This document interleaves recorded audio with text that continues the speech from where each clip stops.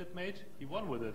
Yeah, but as we can remember, his opponent didn't have the Fiery War Axe, which now Powder is drawing for the opening hand. This is a crucial draw. There actually was a Fiery War Axe last time. Really? If you don't remember, yeah. But even that wasn't enough. So we will see right now. I mean, strifecro's hand was actually pretty decent in that last time he faced Luke Warrior. Oh, Pilot the Shredder. This has been one of the most popular cards. That are common from GVG in this tournament. And it's also so much fun to play. Most of the players brought it to add it into their aggro warlocks or druids, and strifecro as well, putting it to good use in his mech-based mage. So now probably we'll see a Snow Chugger, because you don't want to lose the Mech Warper easily to the Fiery War Axe. Yeah, that's right. The Mech Warper is definitely a very important card for strifecro. It just allows him to play mechs for very, very cheap. This is now very important for strifecro. He can play the Mech Warper just to be able to squeeze both free drops in turn 4. There's no easy way of dealing with that Mech Warper for Warrior. But the safer play, and maybe even more mana efficient, is just play a 3-drop Mech right now, and then he can still go for Mech Warper into 3-drop next turn. This might be the case too. So now Warrior is frozen, so even a second Fiery War Axe wouldn't help. Oh, and this Acolyte of Pain is just free food for the spider tank. Second Mech Warper, oh wow, that's sick. That actually allows a turn with Mech Warper into Harvest Golem. Oh man! In one turn, and but does he want to overextend so much before the brawl is being played? Well, he might just go for it and just risk it, right? Yeah, the brawl is still a turn away from happening, even if, and Powder might just not have it. We've seen strifecro just play a little bit risky with his paladin sometimes, playing a bunch of minions into mass removal just to check if your opponent has it, and if he didn't have it, then strifecro just overextended to the fullest and punished his opponent for not having mass removal. So we see the full combo, 2 Mech Warpers, and they warp the board state here. Harvest Golem for 1 point of mana. This is insane. Yeah, we will have to see how Powder responds to this. Execute is able to kill that spider tank, as well as Fiery War Axe being able to deal with something else. I think you might be playing Deathspite here. You have a Shield Maiden in your hand, so you kind of save a turn 6 with 5 additional health points. The problem with Deathspite though is that he's only able to deal with 1 minion that way, and this might end up being snowballing into strifecro's favor if because that additional attack from that additional minion might be relevant. That's true, but with playing the Deathspite, he's actually being able to kill the little Harvest Golem that will be remaining after he will hit the Harvest Golem at all. Oh, hello, Anoitron. Hello, hello, hello. Well, will he play it? I mean, this is definitely the best card that he could have drawn to protect his board from Deathspite attack. I think you play both. You committed so much to the board, you have to stick to the plan. That's right. I mean, even if there's a brawl, death rattles from both the Harvest Golem and the Pilot the Shredder are gonna be a big problem for Powder. He is killing that Armor Smith, which is very important just because of the Divine Shield. Yeah, he doesn't want the Divine Shield to get popped by Armor Smith. That's true. Now we will see for sure a execute. So it might be actually like that. Execute the Harvest Golem, Whirlwind, kill the Anoyotron, and execute Spider Tank. And then play a Fear Works or Armor Up. We could also see a Whirlwind right away and maybe execute on the Pilot the Shredder. You really want? I don't. What if strifecro gets a Doomsayer out of it? Huh? Then you don't want to use the execute on the Harvest Golem anyway. He goes with the execute Golem whirlwind play, so now he will attack into another Tron and use most probably the second execute for the spider tank. And armor up, I think, or well, no armor up. He will play just the second. This was a misplay right there. He should have executed it before, and oh this is man! exactly why? Because Yeah, the death bite would have triggered the sheep. And exactly. That was an error. this would have wiped the board. And Powder, yeah, getting punished for that. The spider tank survives the turn, as well as the 2-drop from the piloted shredder. Man, this is crazy. strifecro just going to town here. However, strifecro doesn't have anything in his hand anymore, and Warrior is still sitting comfortable at 20 to 1 health here. Yeah, you're right. I don't think Warrior's a great shape here. Yeah, there's still a lot of armor to be gained from Shield Maid and Shield Block. Now strifecro will be drawing cards like Clockwork Gnome, which will just hurt him a lot, or Cogmaster. Well, for the sake of strifecro, I really hope that he has some sort of card draw like Jeeves. Goblin Blessing, that's Blasphemy. additional 4 points of damage. This is nice. This will just cut to shreds all the armor points that Powder gained, but still that's not enough to win the game. Yeah, that is a huge minion though, and it will apply a lot of Alex pressure. Straza, now that's a huge draw for Powder right here. Yeah, Alex Straza will definitely just lock up the game. There's strifecro's game plan will, yeah, he will have to just run into the hero every time, and Alex Straza will capitalize on that. So now, if strifecro would actually get a fireball, he will be 1 point of lethal. Oh, well, he cannot play the fireball. Wait. Now when he will draw fireball, it will be useless. But well, you have to drop the other Drake for sure. Mechanical Yeti, that's unfortunate. You have so many 1-drops and you didn't draw. Oh, what can happen here is switching the Pyromancer, so it survives the Hearthstone, but the Hearthstone can trade the Argent. No, So now it will be Shields Never mind. Maiden. Oh. Shields Maiden into hero power up, so Powder will be at 50 points of life, 15 points of life. This means that even drawing a fireball here will not mean a win for strifecro. So this is one of the last turns before Alex Straza, and Alex Straza will actually seal the deal. What can strifecro draw? Technician, that's nothing you want to get right now. There's still some hope for strifecro. He needs to top deck Archmage and Tonidas. Or to make use out of all the spare parts that he's he getting from the he card. needs the coolant right now to freeze that Shield Maiden. Nope, it's a Whirling Blade, and why didn't you play it?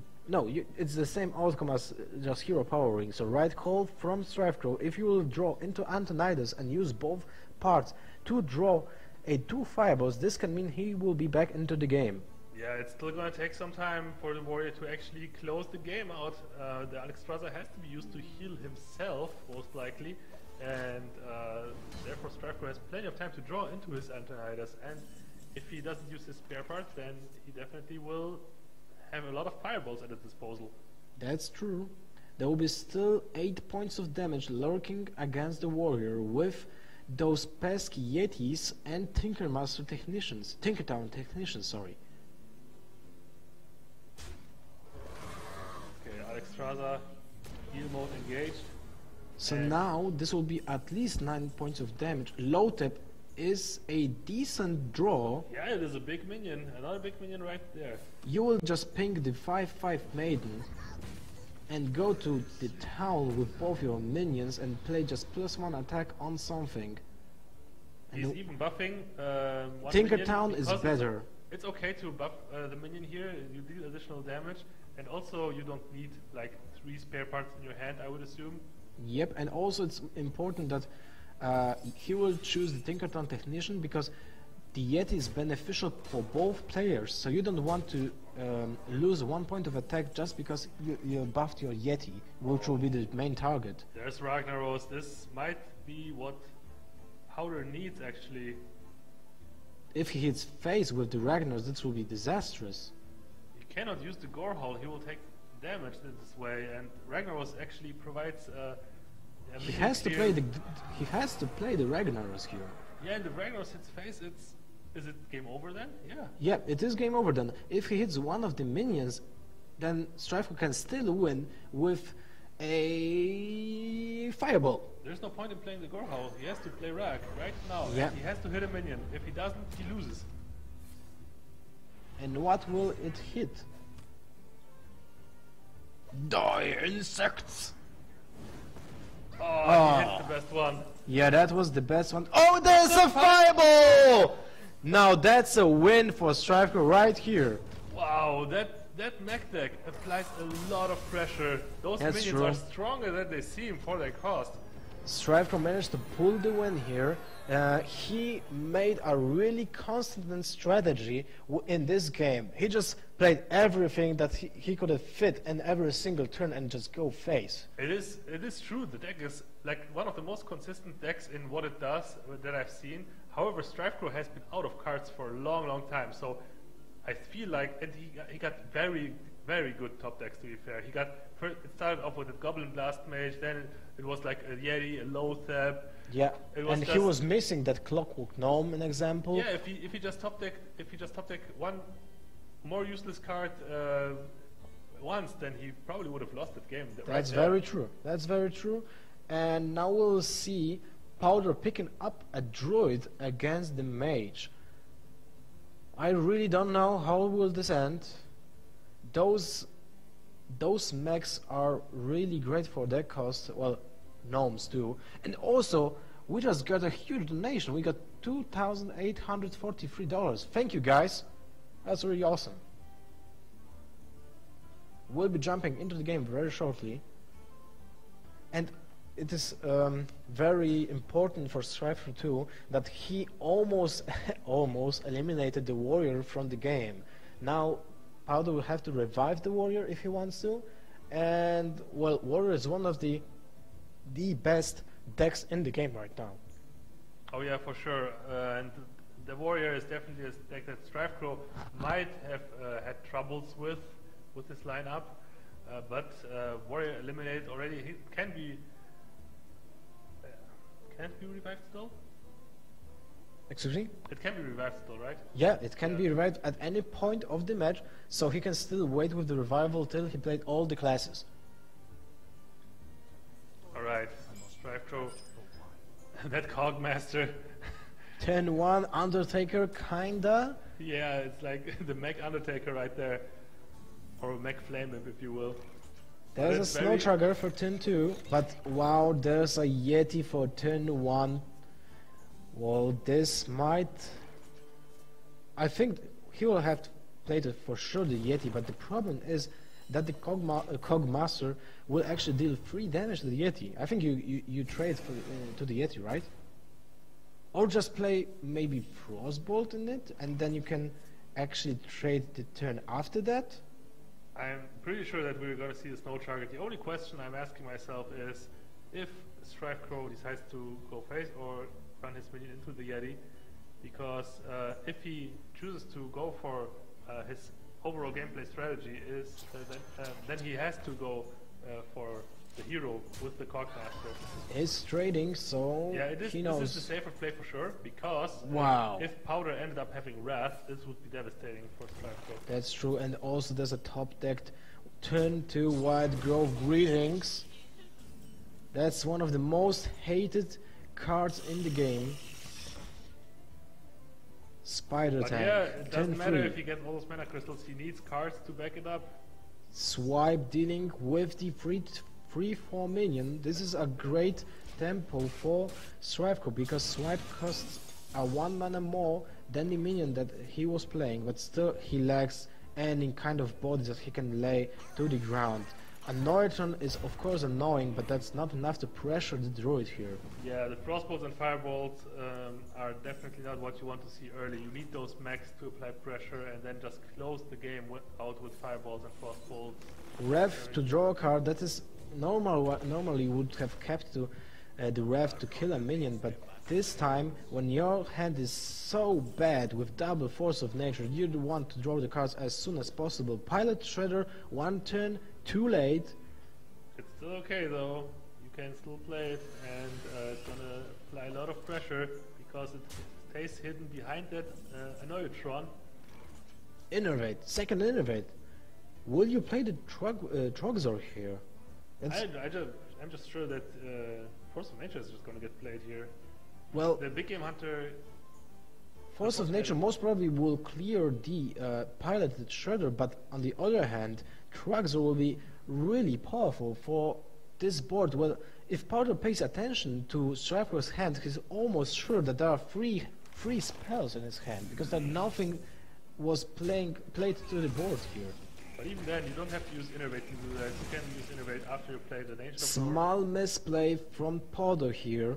He could have easily killed the Annoyatron with his big game hunter and then use the whole well, okay, there is a Crocus to free, but most of the time you will get a free 2 minion from that pilot Shredder, so the plan might have seen some better execution, but still. The reason why Big Game Hunter didn't attack the Annoyatron is because Powder didn't want it to die to the hero power.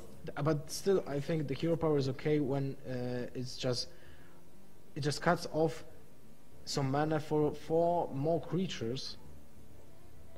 Well, doesn't matter. Powder right now needs to stabilize kind of against this Goblin Blast Mage that actually is posing a huge threat to the health points of Powder. Now, I think if he actually plays the Trogzor, strifecro might kill the Trogzor because he has only 2 spells in his hand. Yeah, of course he will kill the Trogzor, and that's what also Powder is worried about, to be fair. He doesn't want the Trogzor to die to just an attack from the Blast Mage and the hero power, which is why he chooses to play the Shade first and then hopefully get a good Snow Trugger next turn. So now, what do? You play the Snow Trugger for sure, but do you use the Frostbolt? Because I think you might have to, just to stop the hero power from killing your Master Goblin. And he does exactly that. Very good prediction by strifecro. Allowing his Savage Roar Blast Mage to survive the Shade for now. He has the combo right now. If he top decks a second Savage Roar, that's game. Wait a second.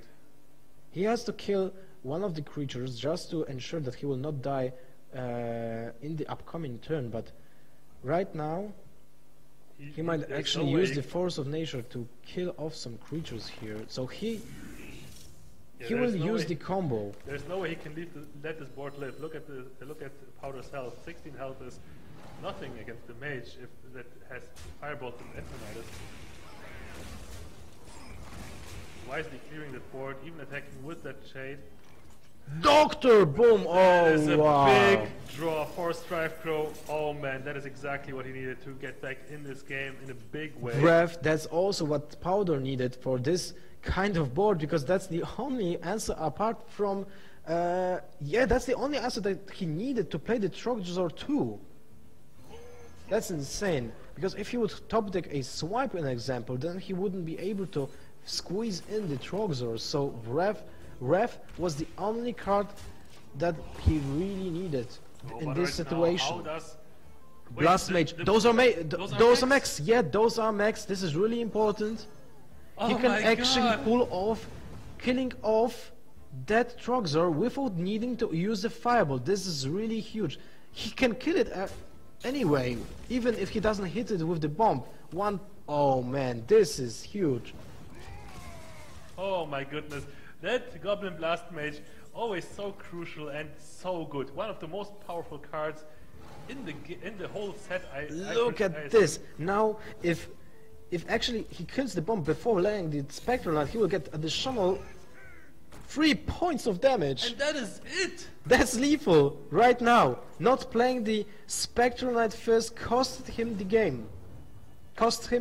Wow, strifecro on the back of this powerful Goblin Blast Mage. just taking this victory in a decisive manner. I think strifecro has a lot of fun playing this deck. It's just the joy is visible on his face here. It always seems though that strifecro is just struggling to get some sort of, some sort of gas going.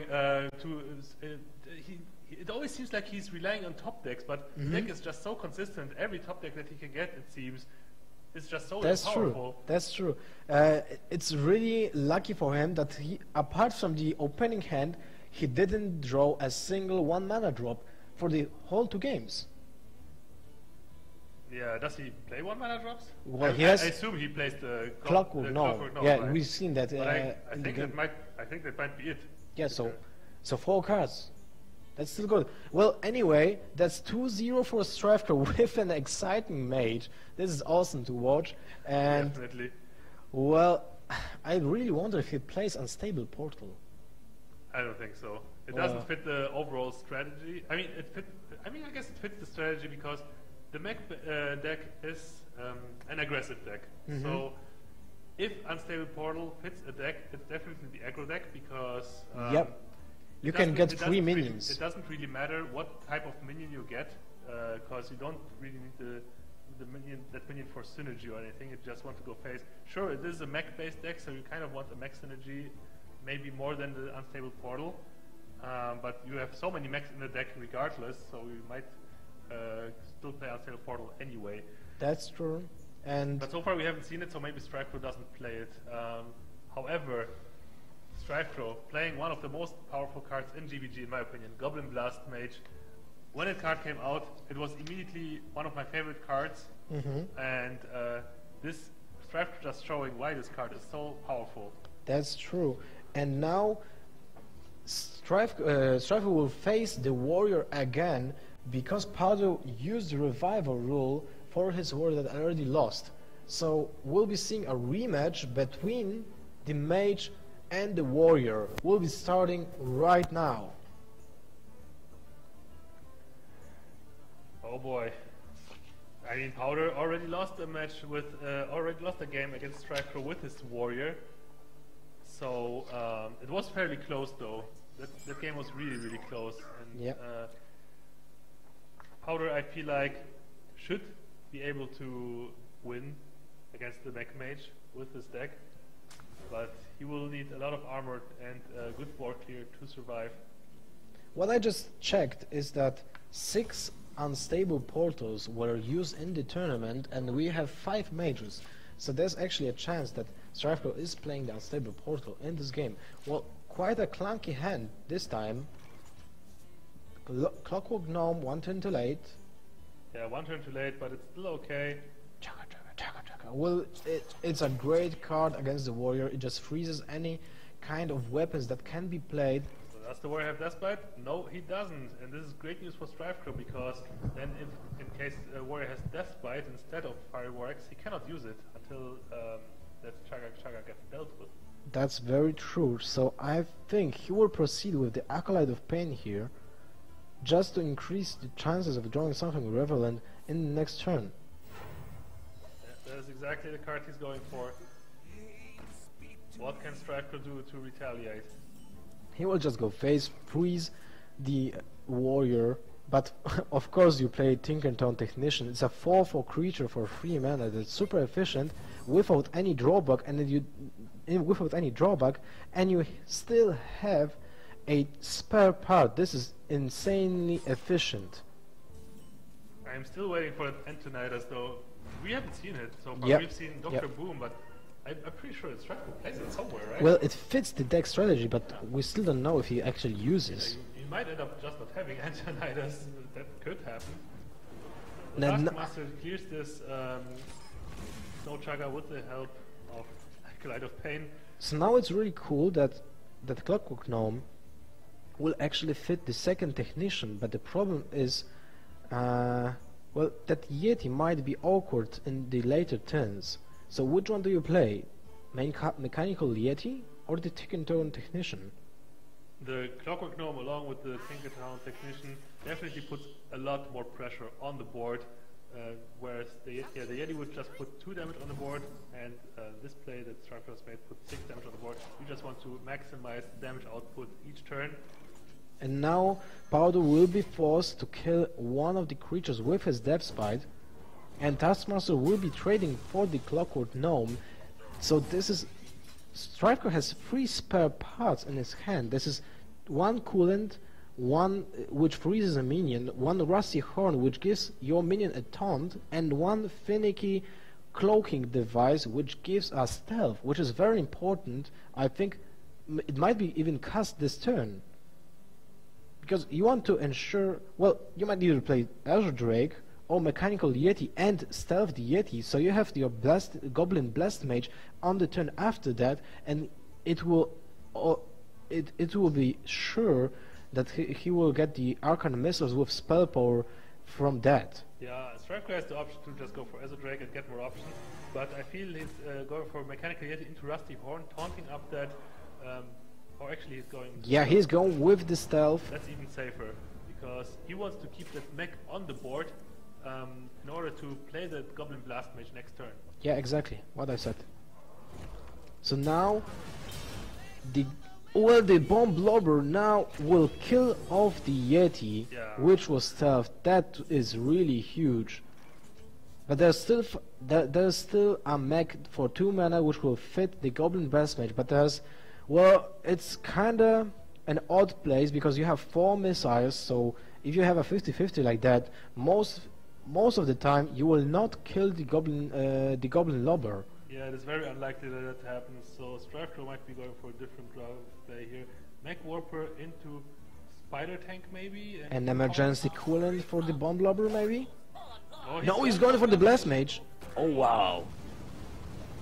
Oh man, he gets it now. This is insane. Look at Strifecro's face. It's like, oh, that didn't happen.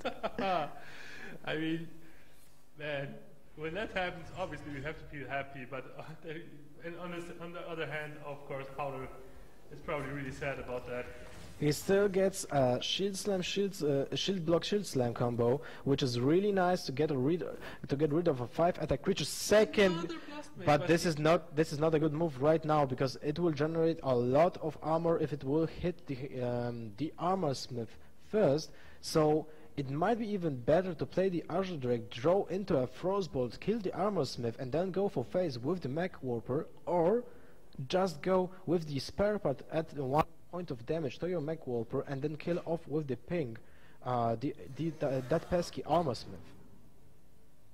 He gets a creature, so that's not what he wanted. Let's see what happens here. Spider Tank and probably just attack the hero.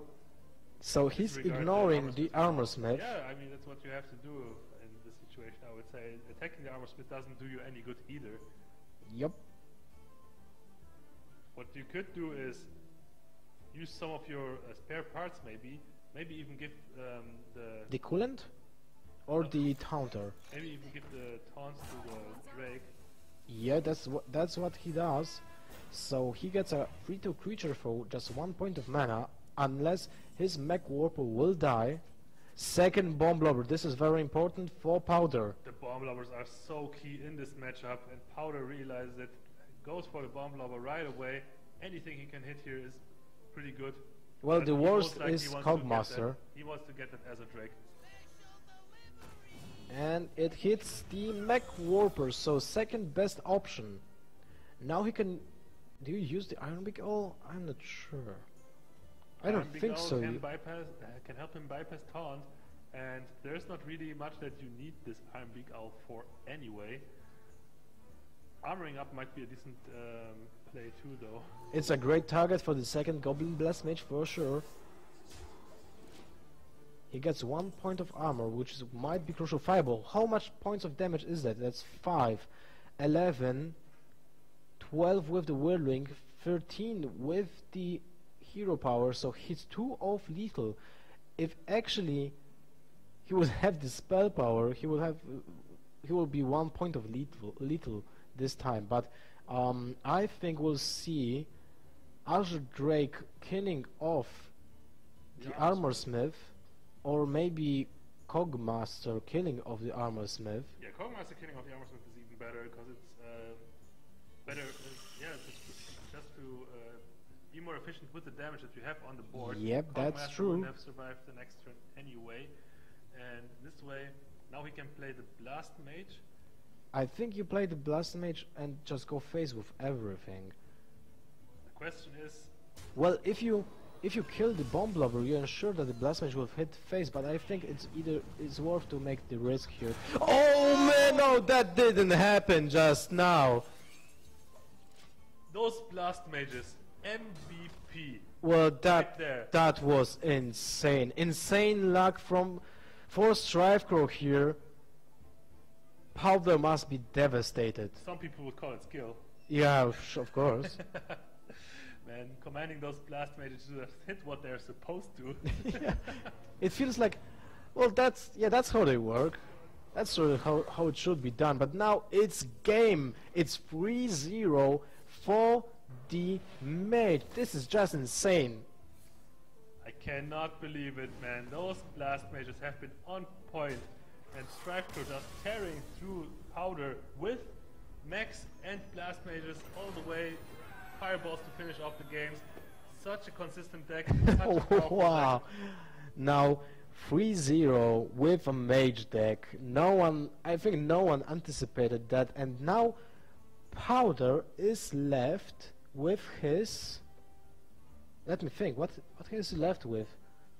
I'm almost sure. Well, Warlock is banned, so it's actually Paladin, and Paladin against those Goblin Blast Mages is just awful with the Quartermaster.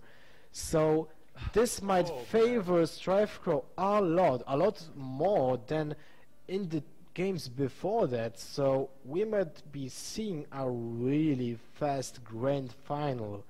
Strifecro Mage is just making enormous value in every single game. Finally, we see some Max, to be fair. Yeah, that's true. We've been kind of, the previous 2 days, we've been waiting for some Max to see some action.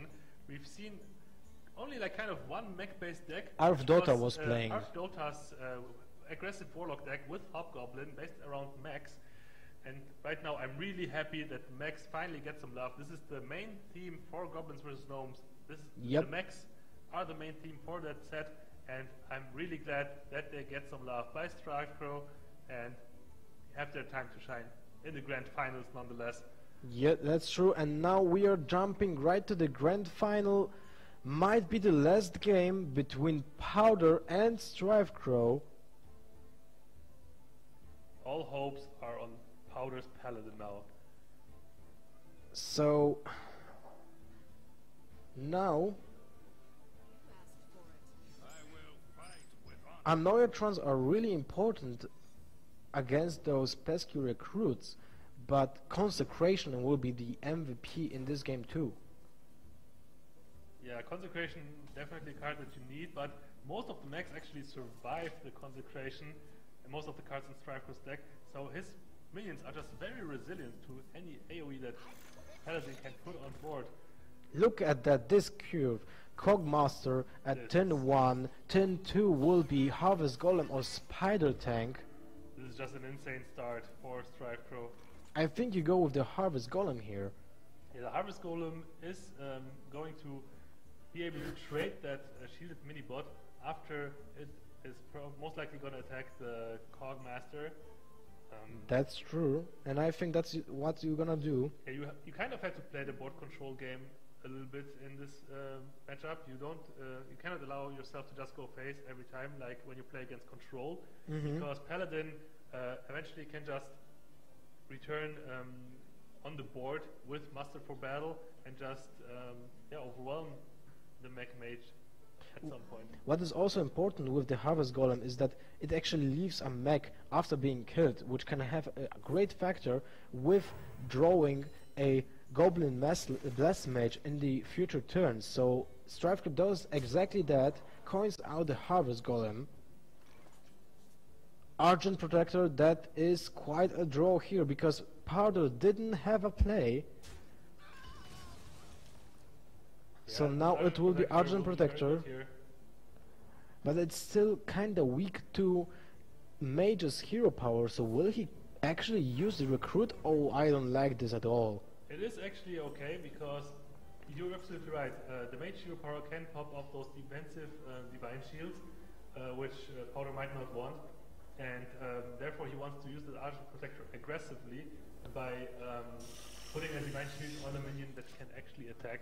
Maybe even the piloted treasure or whatever pops out of it. But the problem is that if he actually would play the Argent Protector, strifecro would have to just pay the whole turn to just pop off that divine shield, and he would not be able to play a creature at that point. So now this is turn 4 for strifecro. Here you ignore the pilot shredder for sure. You don't need it at all. You don't need to kill it at all. So you just go face and play the mechanical yeti or your own piloted shredder. And I think you will play the mechanical yeti here. Look at this play, double mech warper. And spider tank. This is a very strong play here, I would say. And you're still sure that you won't be killed by equality consecration combo for at least one more turn. That's right, but you might be worried about equality pyromancer. Oh, so cute. Oh, so dead. But I feel like he has to replenish his board right away anyway. This is why he chose to attack first, just to stay a little bit safe from the pyro equality. Now that consecration doesn't do anything. Bomb Blobber killing one of the mech warpers, which is important too, because otherwise strifecro will be able to play 2 4-mana creatures on turn 5. That's right. Right now he will have to hero power the hero and trade off the Bomb Blobber with the Spider Tanks. That's exactly what he's doing right now. Still, consecration doesn't do much, so I think Powder will see how it draws, but now he has 2 options, either Sylvanas in hero power or True Silver Champion and kill the mech warper. Yeah, the True Silver Champion is a card that allows Powder to get back in this game very easily, and Haunted Creeper will soften up anything that he wants to be vulnerable to consecration. That's very true.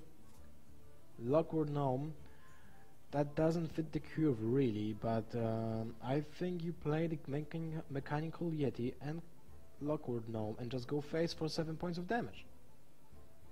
It's actually a very tough choice for strifecro because he knows that Powder is going to have some sort of setup planned, and therefore he needs to consider all his options. And this doesn't only apply to the cards he can play right now, it also applies to the trades that he wants to potentially make. Still, he has 2 big creatures on board because one will be traded for that Hand Creeper. Oh, a silence. Now this is a huge draw. Consecration will kill everything. Yeah, this will be clearing the whole board. I don't think that strifecro can actually manage to pull off this game, but we'll see how it pans out. Now he really needs a Goblin Blast Mage in this situation. Oh yeah, definitely. Goblin Blast Mage would be insane here. Unfortunately for strifecro, he doesn't have it. He only has a bunch of mechs that he can play right now. Question is, do you play 2 mechs or do you just play a mech in the hero power? I think you play 2. strifecro choose to go with the 2 mech play. But that means that the board that Powder has will trade for the Harvest Golem, Trogzor. This isn't what you want to draw. I think like Sylvanas might be even better than Trogzor in this situation. Yeah, the only thing he can do with his minions is clear a Harvest Golem, that's about it. The Yeti will survive and pose a big threat to the health of the Paladin, but 14 health is still fairly enough if he survives the Fireball for sure. So now, Goblin Blast Mage one turn too late. Oh, that's You play the Goblin Mage for sure first, and now it hits twice.